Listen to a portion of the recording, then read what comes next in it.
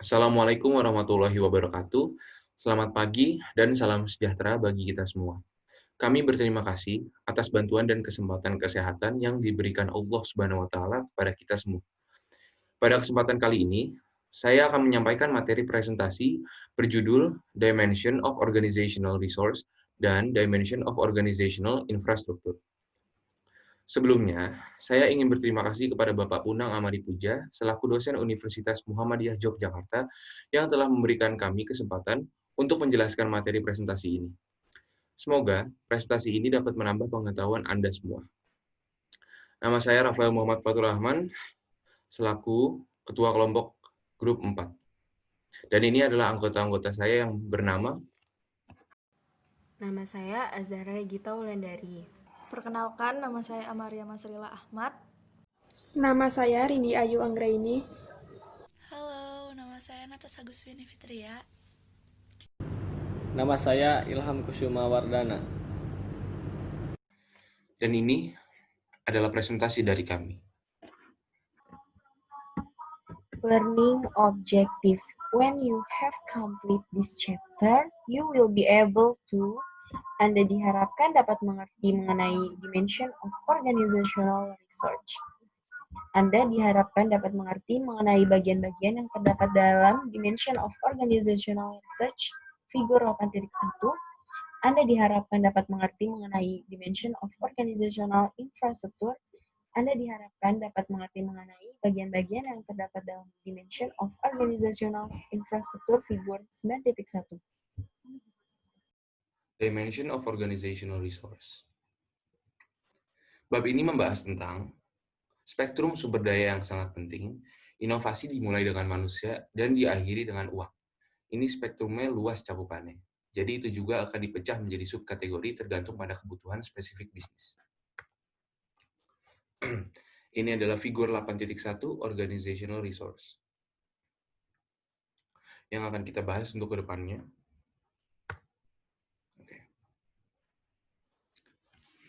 People atau orang. Orang adalah sumber daya atau aset organisasi yang paling penting pada saat yang sama. Orang mungkin merupakan sumber daya yang paling sulit untuk dikelola. Peserta dalam proses inovasi dapat berasal dari berbagai disiplin ilmu dan dari latar belakang etnis yang berbeda. Dan mungkin juga memiliki filosofi hidup dan kehidupan yang berbeda, aspirasi yang berbeda, bakat yang berbeda, dan banyak lagi. Tujuannya bukan untuk mengembangkan peleburan, tetapi hal ini bertujuan untuk menyatukan orang-orang dengan berbagai karakteristik dan kompetensi yang dapat dicampur menjadi satu unit yang berfungsi. Intellectual property dapat diartikan sebagai hak yang merupakan hasil kegiatan intelektual manusia atau kemampuan yang memberikan manfaat ekonomi. Organisasi mengembangkan kekayaan intelektual di setiap aspek operasi mereka. Sayangnya, banyak pengalaman dan pengetahuan jarang didokumentasikan sedemikian rupa untuk digunakan di masa depan. Kekayaan intelektual mencakup lebih dari memo, gambar teknik formal, hasil laboratorium, data pengujian, masalah pelanggan, dan semua dokumentasi formal lainnya.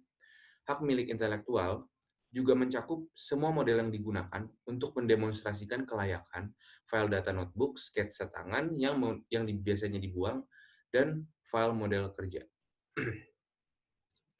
Pengetahuan yang diperoleh melalui pekerjaan sehari-hari harus dilihat sebagai aset organisasi. Terdapat beberapa pertanyaan seperti, bagaimana sebuah organisasi memanfaatkan pengetahuan, bagaimana sebuah organisasi mengkomunikasikan dan menerapkannya, terus bagaimana manajemen memaksa penerapan praktik terbaik bila perlu. Dari semua pertanyaan itu, tidak ada jawaban yang sederhana. Yang harus diingat adalah manajemen memiliki hak prerogatif tertentu, dan itu termasuk mengelola secara efektif, efisien, dan dengan penggunaan sumber daya secara ekonomis. Kita perlu mengingat bahwa pengetahuan organisasi atau intelektual adalah sebuah aset organisasi dan perlu dilindungi dan disebarluaskan.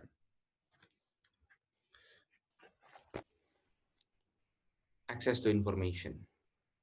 Akses ke informasi adalah kemampuan seseorang untuk mencari, menerima, dan menyampaikan informasi secara efektif. Tidak ada keraguan bahwa informasi tertentu harus memiliki kebutuhan terbatas pada mereka yang memiliki kebutuhan untuk mengetahui. Pada saat yang sama, karyawan sering berpikir bahwa mereka membutuhkan informasi yang sama sekali tidak relevan dengan pekerjaan yang sedang dikerjakan. Ketika ditanya, apakah sewaktu-waktu kekurangan dalam informasi menjadi sebuah masalah dalam pekerjaan sehari-hari? Jika mereka ditanya seperti itu, mereka akan menjawab tidak.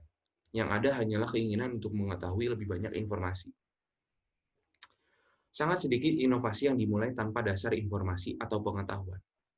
Menangkap informasi yang diperlukan dan sering tersedia mungkin lebih sulit. Maka dari itu, inovator perlu terus memanfaatkan tubuh pengetahuan yang ada di benak rekan kerja.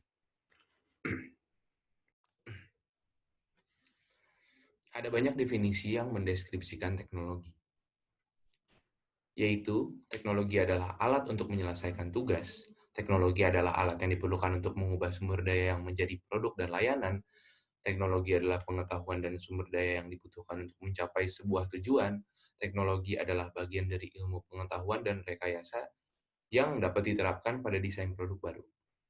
Itu adalah definisi-definisi mengenai teknologi. Inovator perlu memahami tingkat pengetahuan dan keahlian teknologi yang tersedia oleh disiplin ilmu, baik di dalam maupun di luar organisasi. Inovator perlu memahami berbagai teknologi dalam organisasi dan tingkat keahlian yang tersedia untuk mereka. Keahlian itu juga termasuk pengalaman dalam teknologi, karena memiliki ilmu tanpa pengalaman tidaklah cukup.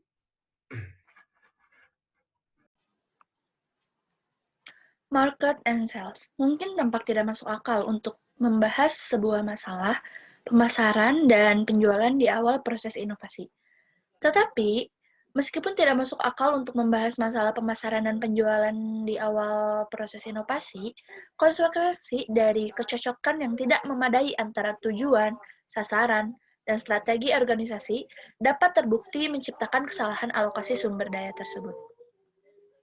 Masalah kritis tersebut dapat mencakup dampak pada produk saat ini, kebutuhan untuk menciptakan kesadaran, tingkat penerimaan di antara basis pelanggan saat ini, kemungkinan perluasan basis pelanggan karena fitur dan keunggulan baru, dan upaya yang diperlukan untuk melatih kembali pengguna serta pemeliharaan dan personel layanan pelanggan. Sebagian besar, organisasi dipandu oleh jadwal, dan inovator tidak selalu peka terhadap kebijakan dan prosedur yang umumnya diperlukan di sebagian besar organisasi. Banyak sekali buku yang telah ditulis tentang waktu dan bagaimana menggunakannya dengan lebih efektif. Semua dengan harapan menyediakan lebih banyak waktu untuk pekerjaan nyata. Waktu menjadi sumber daya yang dikelola secara efektif. Ketika organisasi belajar mengintegrasikan waktu dan durasi siklus untuk bekerja secara interaktif, kolektif, dan bersamaan. Untuk selanjutnya, distribution. Distribusi sistem melibatkan 3 fungsi berbeda. 1. Sarana yang digunakan organisasi untuk menjual produknya. Yang kedua, pabrik dan peralatan fisik yang memindahkan produk dari gudang ke pelanggan. Yang ketiga, layanan pelanggan. Fungsi distribusi fisik termasuk menerima pesanan yang masuk dan memprosesnya, menentukan ketersediaan, menjadwalkan pergerakan produk, dan memastikan bahwa produk yang benar dikirim dalam kemasan yang tepat dengan dokumentasi yang sesuai. Selanjutnya ada customer. Menyediakan layanan pelanggan secara real-time merupakan sumber daya organisasi yang membutuhkan perhatian terus-menerus dan seringkali merupakan faktor penentu dalam pemilihan vendor.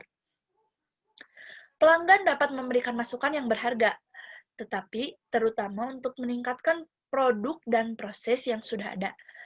Setiap kebutuhan yang diungkapkan oleh pelanggan harus kita penuhi sesuai dengan itu atau bisa lebih dari itu. Ide yang bagus itu sesuai yang benar-benar dapat kami gunakan.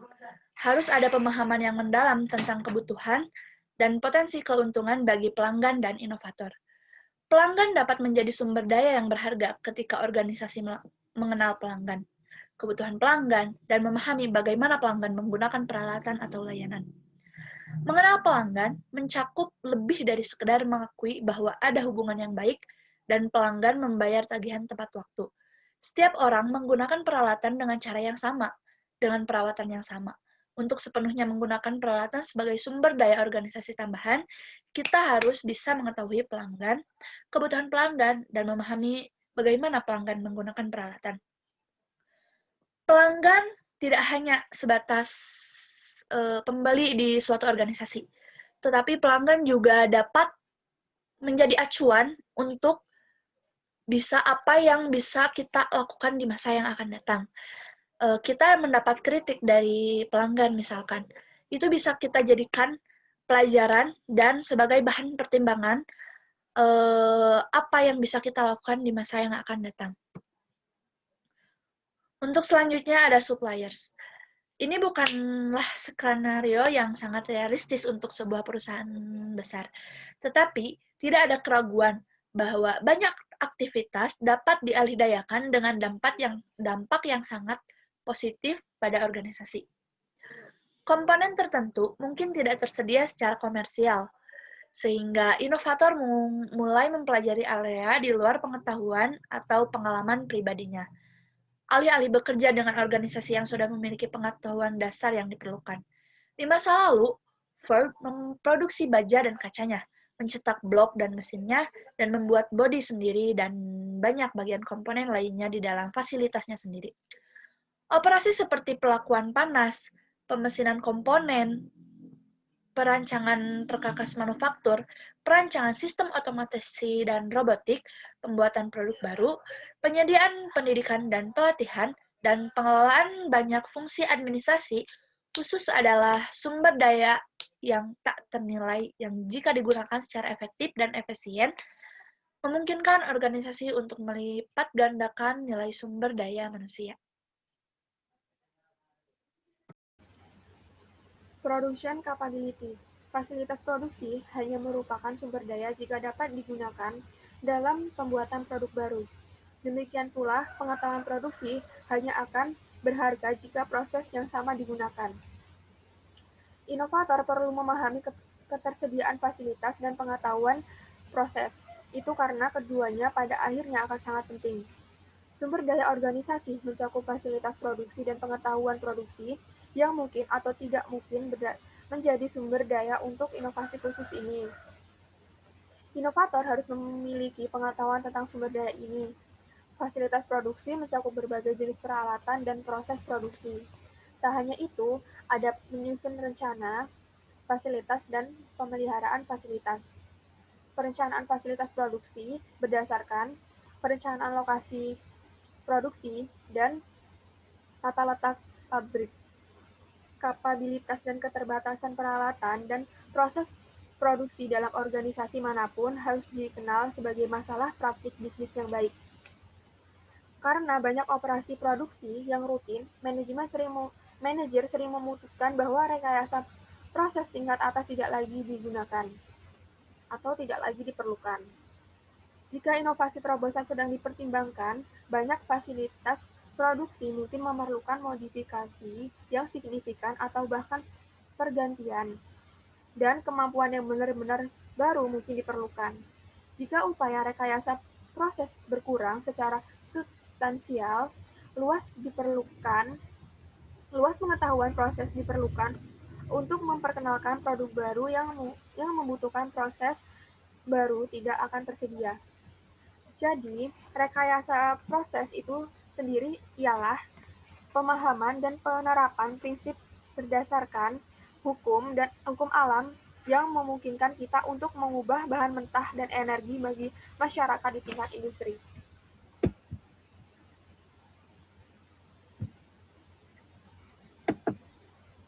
Selanjutnya yaitu operating facilities. Ada suatu masa di mana kantor hanya menyertakan mesin tik yang dibandingkan dengan peralatan tulis saat ini. Hanya menimbulkan beberapa masalah, seperti membersihkan tombol pada waktu tertentu dan jadwalnya menyelaraskan tahunan. Sedangkan di kantor hari ini mencakup komputer, mesin fotokopi dengan banyak fitur canggih tambahan, mesin fax, dan semua gadget elektronik. Nah, mesin fax itu sendiri adalah peralatan komunikasi yang digunakan untuk mengirimkan dokumen dengan menggunakan suatu perangkat yang mampu beroperasi melalui jaringan telepon dengan hasil yang serupa dengan aslinya. Kantor menjadi pabrik yang personalisasi sejak munculnya printer komputer. Yang dulunya hanya menggunakan pulpen gaya lama, namun sekarang sudah berganti atau sudah beralih menggunakan email. Yang dulunya harus berdiri bertatap muka dengan rekan kerja, sekarang hanya menggunakan email sudah bisa. Namun semua alat baru ini haruslah memberikan manfaat yang signifikan, tetapi tidak akan melakukannya sampai mempelajari cara menggunakannya secara efisien dan efektif. Tidak banyak sekretariat yang tersisa, dan para profesional yang berpenghasilan $100.000 atau lebih per tahun berburu dan mematuk serta mengeklik dan menyeret jalan mereka ke bagian korespondensi berikutnya. Korespondensi tidak boleh terbatas pada email yang sekarang mengandung kesalahan tata bahasa dan ejaan yang di masa lalu tidak akan ditoleransi. Nah, fasilitas operasional organisasi itu merupakan sumber daya penting bagi pembantu dan mengurangi waktu dari konsep implementasi atau komersialisasi. Maka dari itu, fasilitas komunikasi harus memenuhi kebutuhan inovasi. Selanjutnya yaitu finansi. Finansi itu investasi akan sangat bervariasi tergantung pada cakupan inovasi, tapi kemungkinan besar inovasi baru ke pasar dan terobosan akan membutuhkan pendanaan yang signifikan. Investasi finansial besar pada akhirnya akan dibutuhkan, tetapi tergoda untuk menentukan angka-angka dan dalam konsep dan tahap praproyek dengan tingkat kepercayaan yang signifikan adalah suatu kesalahan. Tak hanya itu, dengan mencampuri persyaratan keuangan dengan masalah teknologi dan pemasaran dalam tahap konsep juga suatu kesalahan. Kemampuan untuk mendanai inovasi dalam tahap praproyek, proyek, dan peluncuran proyek atau produk perlu dinilai dalam kaitannya dengan kemampuan organisasi untuk menyediakan sumber daya keuangan. Sumber daya keuangan juga mungkin diperlukan untuk mendanai orang tambahan dengan kompetensi dan keterampilan baru. Sumber informasi mungkin perlu ditingkatkan bertingkat. Teknologi impor mungkin memerlukan pembayaran royalti dan pemasaran, penjualan, dan distribusi mungkin membutuhkan sumber daya baru. Jadi, inovasi finansial yang diberikan sentuhan teknologi modern atau dapat diartikan sebuah segmen di dunia startup yang membantu untuk memaksimalkan pembangunan teknologi untuk mempertajam, mengubah, dan mempercepat berbagai aspek pelayanan keuangan. Dimension of Organizational Infrastructure. Bab ini membahas tentang infrastruktur harus menemukan cara untuk mengakomodasi proses inovasi atau innovation yang tidak terjadi. Sebagai Tom Peters pernah mencatat, kamu berinovasi atau mati. Tuntutan baru ditempatkan pada manajemen dan inovator sebagai organisasi berusaha untuk pindah dari set manajemen yang relatif stabil, prinsip-prinsip yang telah digunakan sejak dimulainya industri usia untuk mereka yang diperlukan untuk usia kompetitif, global, periode di mana pengetahuan lebih diutamakan daripada atribut fisik. Organisasi sekarang perlu menilai dengan cermat di mana mereka menginvestasikan sumber daya mereka yang terbatas dalam teknologi baru, pasar baru, dan dalam jenis produk, layanan, dan proses apa.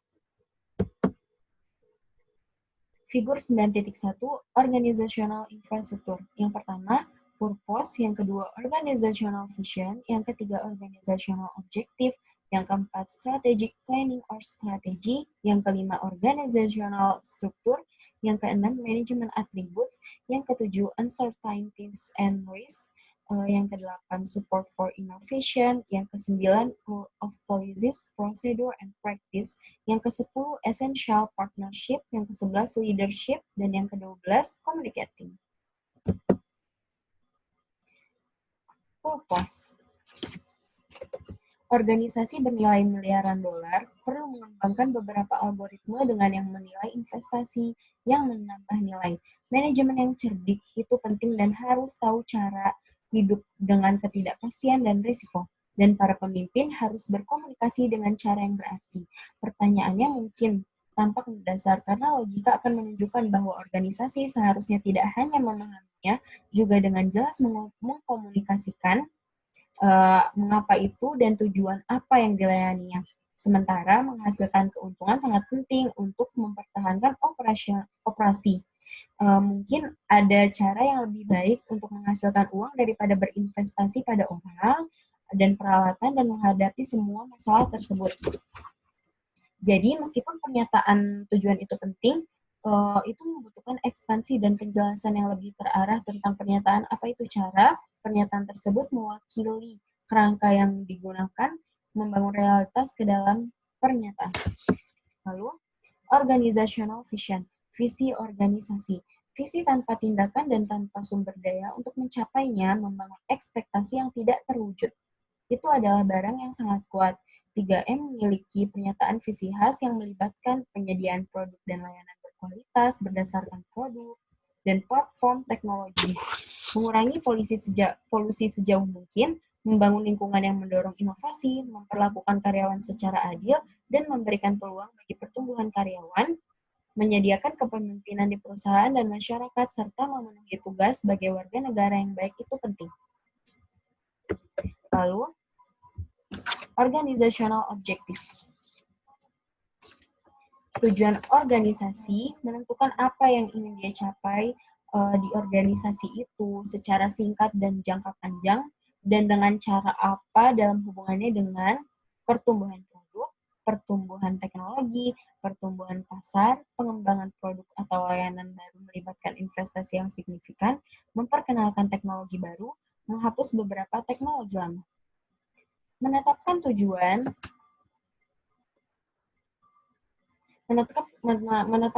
untuk memperkenalkan teknologi baru dan menghapus beberapa teknologi lama jarang mendapatkan perhatian yang diinginkan.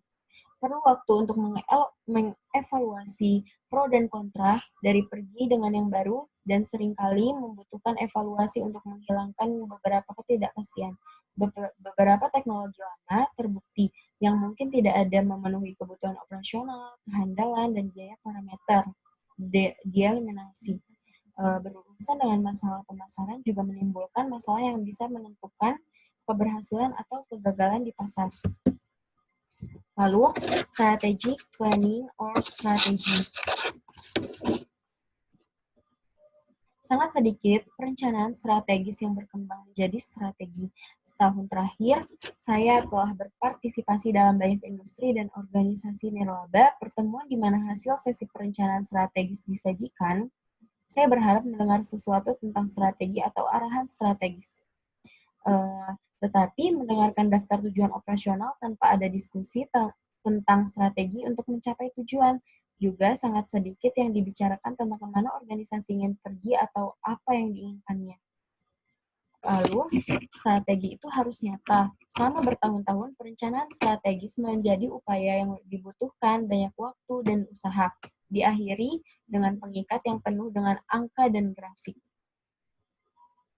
Lalu ada skenario 2, Mintzberg mengemukakan bahwa metafora crafting dengan gambar tulang tembikar yang mengubah sebongkah tanah liat menjadi sepotong seni lebih tepat menangkap proses di mana strategi itu muncul.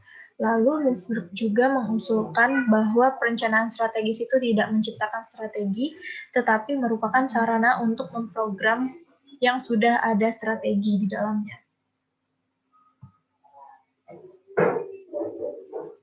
Lalu, organizational structure atau struktur organisasi.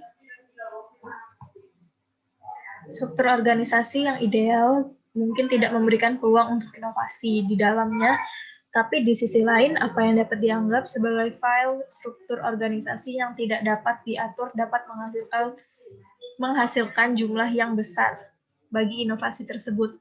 Lalu, riset manajemen belum memberikan banyak wawasan dan panduan mengenai struktur organisasi dikarenakan kesulitan yang melekat dalam mengidentifikasi struktur kehidupan nyata yang ada di belakang bagaimana organisasi itu berfungsi.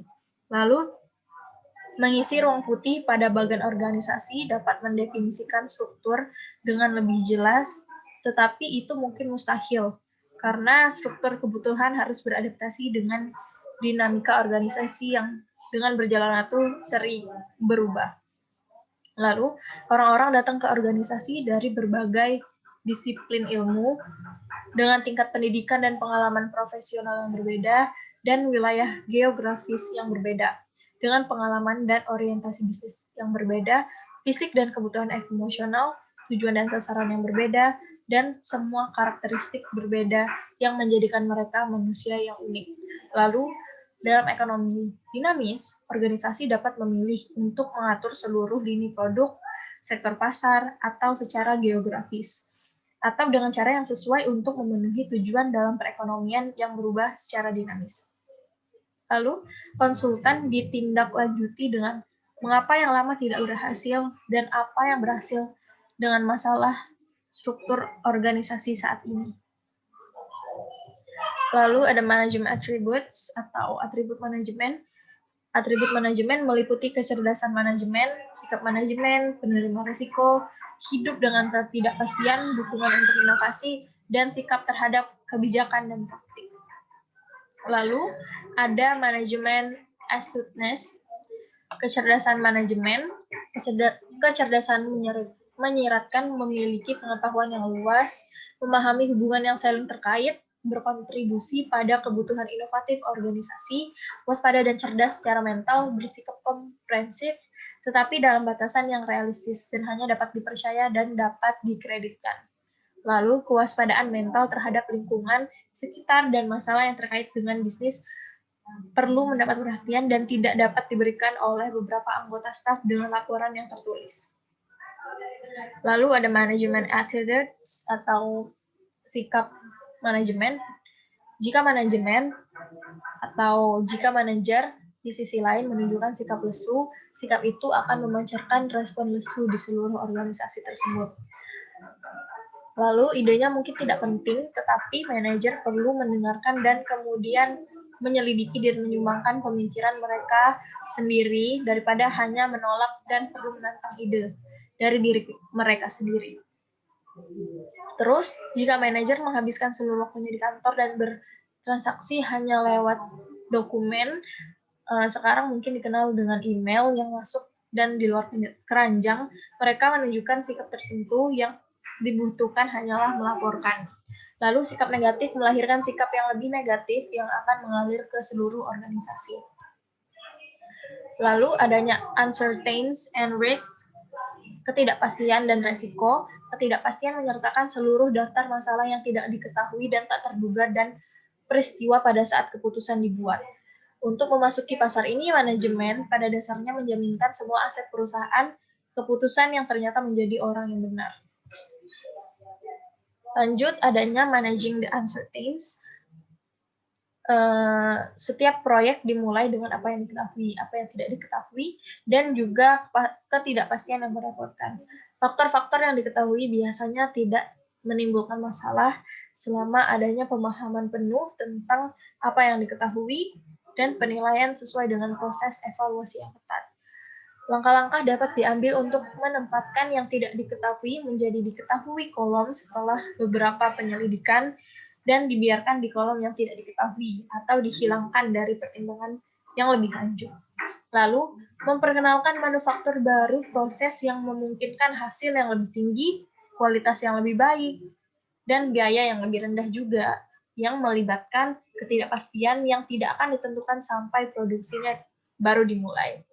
Lalu yang terakhir adanya lepasan dari pemodelan dan simulasi dan pengujian, ada beberapa periode peningkatan skala di mana output akan lebih rendah dari yang diperkirakan. Kualitas mungkin kurang dari yang diharapkan, dan biaya yang sangat mahal lebih tinggi.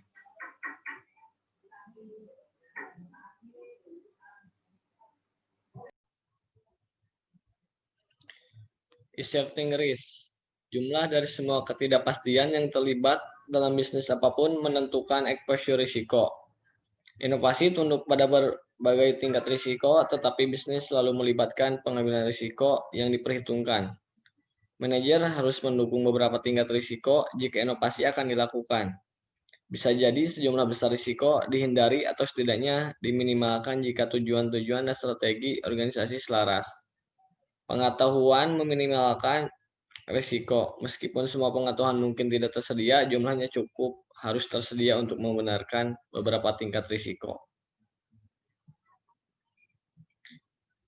Support for innovation. Dibutuhkan seorang eksekutif atau manajer yang cerdik untuk mendukung inovasi. Ada perhitungan kacang yang mendukung inovasi saat menjadi bagian dari proses. Eksekutif dan manajer yang tidak memahami masalah yang dihadapi inovator mungkin merasa kesulitan untuk mendukung inovasi. Mereka butuh untuk mengetahui apa yang diperlukan untuk menjadi inovator. Role of policy, procedures, and practice. Disiplin yang digunakan di sini mengacu pada mempertahankan beberapa tingkat ketertiban. Organisasi harus fleksibel dalam menerapkan aturan dan regulasi yang menghambat para inovator. Inovator perlu diberi kelonggaran, tetapi penilaian mereka sendiri menentukan seberapa jauh mereka dapat berjalan tanpa menimbulkan masalah yang tidak perlu.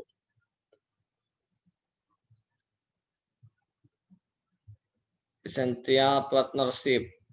Organisasi tidak akan ada tanpa dukungan dari banyak organisasi lainnya entitas.